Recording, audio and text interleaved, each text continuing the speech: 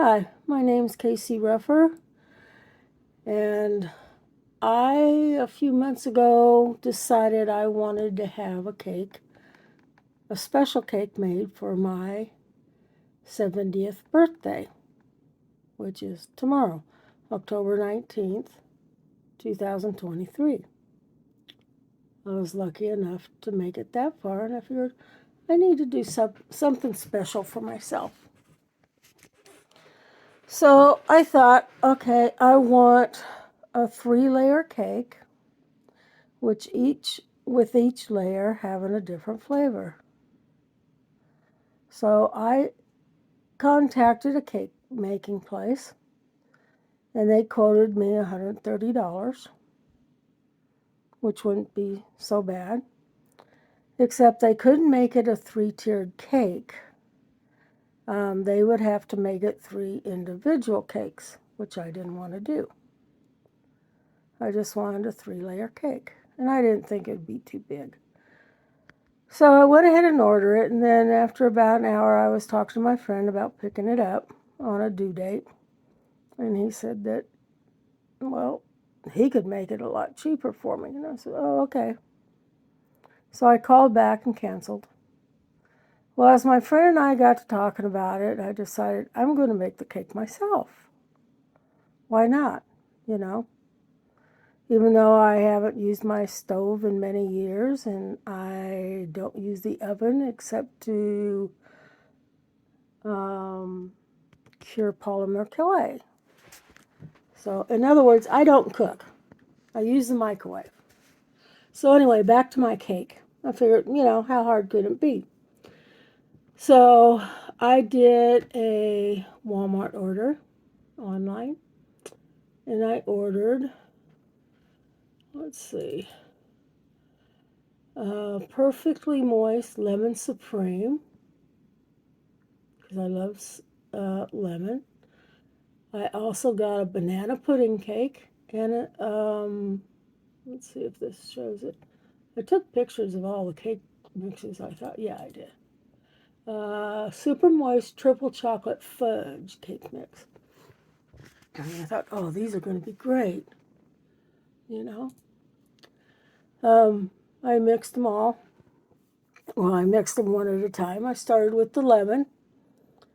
I had also purchased some 8x8 aluminum foil pans, baking pans for the cakes. And I thought, well, I only need 3 of the pans because I'm only going to make 3 layers. Well, come to find out, you're supposed to split the mix into 2 pans. I didn't do that on the lemon one because I didn't see it until after I had already put it in the pan. And I figured, now I'm not going to bother trying to take it back out and split it up. So I put it in. It says for 28 minutes for the 2 pans. And I figured, well, I'll do 30 minutes since it's one batch in one pan. And I was watching it bake, and it's like, oh, that's not too bad. So as it's baking, I decided to go ahead and make my chocolate layers. But I paid attention to what it said on the back of the box and split it into 2 pans. Okay, so I'm going to have a 5-layer cake instead of a 3. I put the chocolate in it, split it up, and put it in the oven for 30 minutes. Oh, the first one, the lemon one, at 30 minutes, I checked it, and the middle was still wiggly, and I stuck a knife in there and inside of it, and it was still wet. So I knew it had to bake longer. So I added another 15 minutes, and it worked out fine. So back to the chocolate, I split it up, and I put it in the oven, and I said, oh, okay. Yeah, that makes sense, splitting one batch into 2 pans. But now I'm going to end up having 5 layers instead of 3. So I baked the chocolate, took it out, after the timer went off of 30 minutes. They looked fine. Set them up on the stove and mixed up my banana batch. I also split the banana into 2 pans.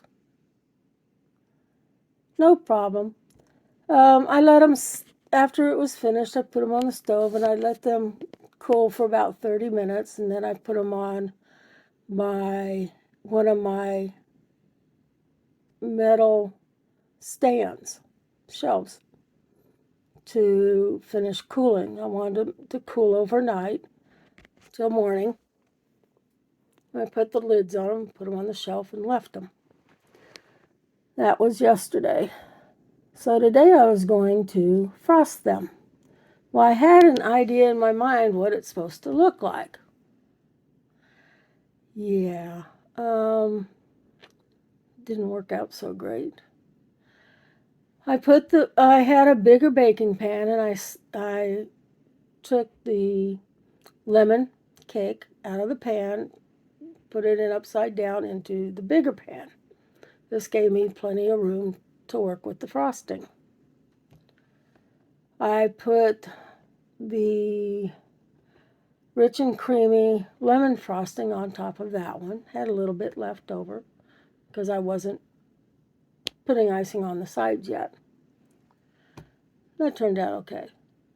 Then I got one of the chocolate layers and I flipped it out, put it on top of the icing. Okay, things seem to be doing all right. And on top of that one, I put creamy pecan. And I've always loved the creamy pecan. So I did that. Okay, everything seems fine. I put on the second layer of the chocolate cake. I had some lemon frosting, and some coconut pecan left over. I mixed them together and I put it on top of the chocolate layer. And I thought, okay, this is looking pretty good. No problem. So then I put a layer of the banana cake on top of that.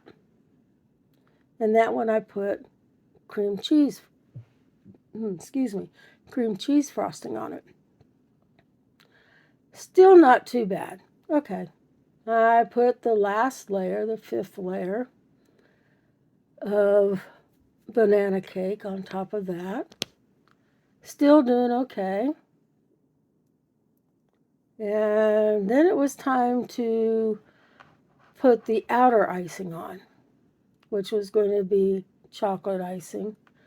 And I figured I also had some salted caramel. I tasted the salted caramel, didn't like it.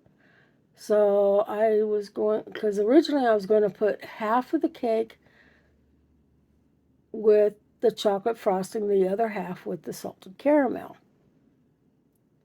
Well, as I started putting the chocolate icing on the cake, I noticed my layers were moving. They weren't staying put. And first, I was mad at myself because as many times as I have watched baking shows, I should have put dowels into the cake, at least 3 corners, to keep it from moving. Did I do that? Of course not. No, I'm not a professional. And I was impatient, and I didn't have any dowels anyway. So I tried putting the chocolate icing on the cake, and it wasn't doing too well. My room, I had my floor heater on, and it started getting pretty warm in here. So the icing was thinning out, I guess. And so it was having troubles sticking. Now, the other part I ran into is with all these layers, they got to be heavy on the ones below them to where the icing was pushing out to the sides and going down the sides of the cake.